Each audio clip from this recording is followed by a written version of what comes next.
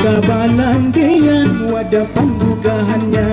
Di kampungku ini diangkat jadi raja. Pangeran Samudra itu galarnya.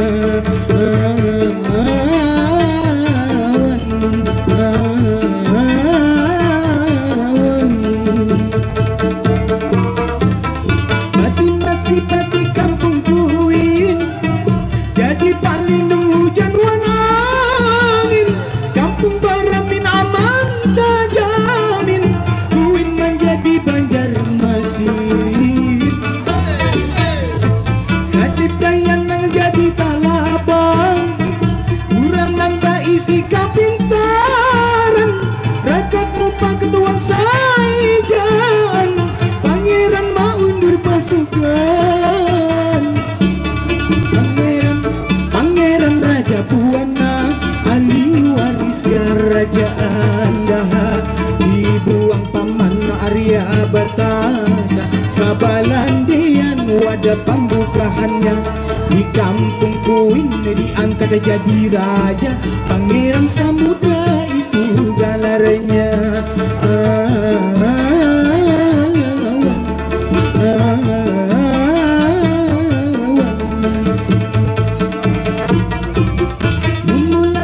Siding Manyarang, taman-tamanggung kuat Pabanaran.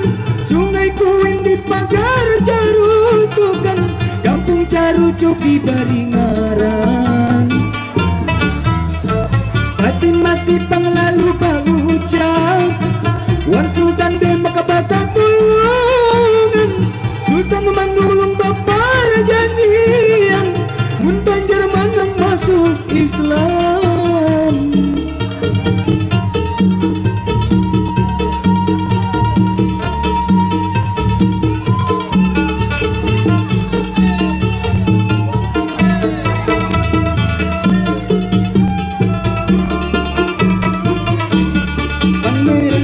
Pangeran Raja Buana, ahli waris kerajaan Daha, dibuang taman Arya Batara. Kabalandian wadah pembukaannya. Di kampungku ini diangkat jadi raja. Pangeran Samudra itu galarnya.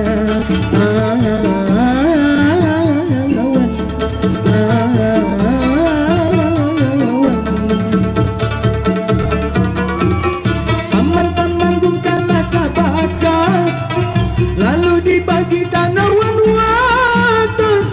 Pangeran Islam sabubuan, Sultan Surian sabangaran. Raja Islam nang Panambayan, di kampung Kuin ulama sigit. Di situ jua sidin bamakam, dan itu kisah Banjarmasin.